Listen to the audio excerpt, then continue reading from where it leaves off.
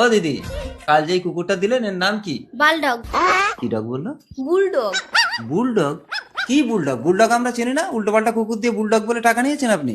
अरे दादा बुलडॉग नहीं, ये बालडॉग है। इसका पूरा बदन में बड़े बड़े बाल है ना, इसलिए इसका नाम बालडॉग। बालडॉग আমি নেব না গো।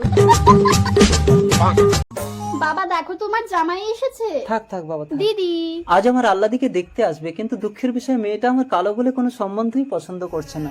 বাবা আমি আইবুড়ো সেজে নিচ্ছি, আমাকে দেখে দিদির বিয়ের পাকা কথা হয়ে গেলে বিয়ের দিন দিদিকে ভালো করে সাজিয়ে বিয়ে দিয়ে দেবে। বিয়ের দিন তোমাকে ওরা দেখলে? বিয়ের দিন আমরা না হয় আসবো না, আমরা এসে গেছি মেয়ে দেখতে। আল্লাদিকে নিয়ে তাড়াতাড়ি ভেতরে জামা। আসুন আসুন বসুন। এই আল্লাদি বেরিয়ে আয় মা। নমস্কার। ওয়াও, এত সুন্দর দেখতে। মা আমি এক্ষুনি বিয়ে করব। মইনাক, এই কোটিপতি মায়ের তুই একমাত্র ছেলে, তোর সব বায়না আমি পূরণ করব। দাদা আল্লাদিকে এক্ষুনি আমার ছেলের হাতে তুলে দিন। না না হবে না, যখনই লাগলো তখনই বিয়ে। এই তুই বলার কে? এখানে তো শ্বশুর মশাই আছেন। না মানে আমার বড় মেয়ের বিয়ে না দিয়ে ছোট মেয়েকে বিয়ে দেব না। আপনারা চাইলে আমার বড় মেয়েকে আজই বউ করে নিয়ে যেতে পারেন। এই বড় মেয়ে। ও বাবা, ভূত ভূত। এই কোথায় ভূত? দাঁড়া দাঁড়া দেখি।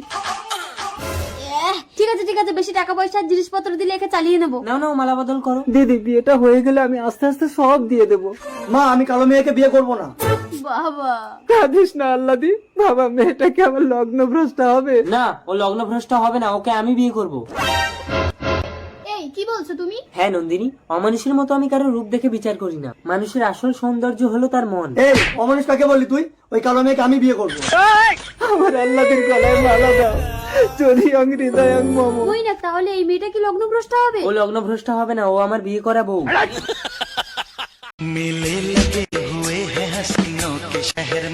এই দেখো দেখো কুকুরটা কি সুন্দর, আমাকে কিনে দাও না গো। আচ্ছা আচ্ছা ঠিক আছে শোনা, দাঁড়াও। ও দিদি, আপনি কুকুর বিক্রি করছেন?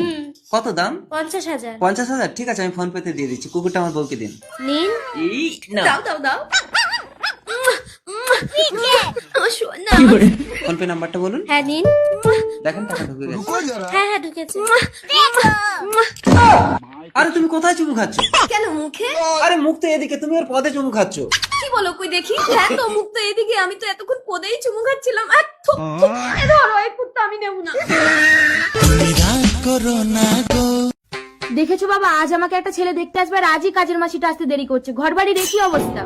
মায়ের শরীরটা ভীষণ খারাপ, তাই আজ আমি কাজে এসেছি। দিদিমণি, আজ আমাদের বাড়িতে একটা অতিথি আসবে, তুই নোংরা জামা পরে এসেছিস।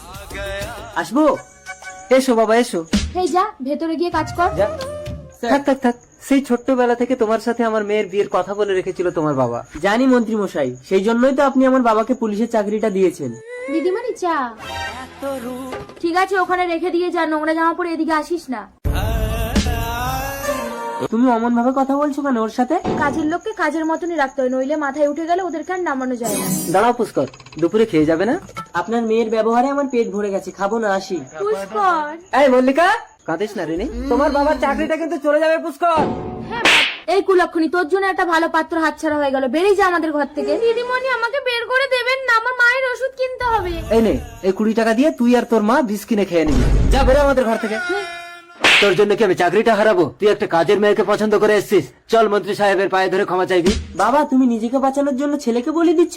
তুই এত বড় কথা বললি পুষ্কর, আজ থেকে আর আমি নিজের কথা ভাববো না রে। দিদি, আমার ছেলে আপনার মেয়েকে পছন্দ করেছে। সে তো আমার সৌভাগ্য। মল্লিকা, এবার আমি মরেও শান্তি পাবো রে। ও কথা বলতে নেই মা। চলুন মা, মল্লিকার সাথে আপনাকেও আমাদের বাড়িতে নিয়ে গিয়ে চিকিৎসা করব। দাঁড়াও, পোশাক খোল। এই তুই একটা মন্ত্রীর গায়ে হাত তুললি? স্যার। বাবা, একটা ওয়ান ডিউটি পুলিশ অফিসারের গায়ে হাত তোলার জন্য তুমি একে গ্রেফতার করো। ভিডিওটি ভালো করে দেখে বলুন পুষ্কর আসলে কে।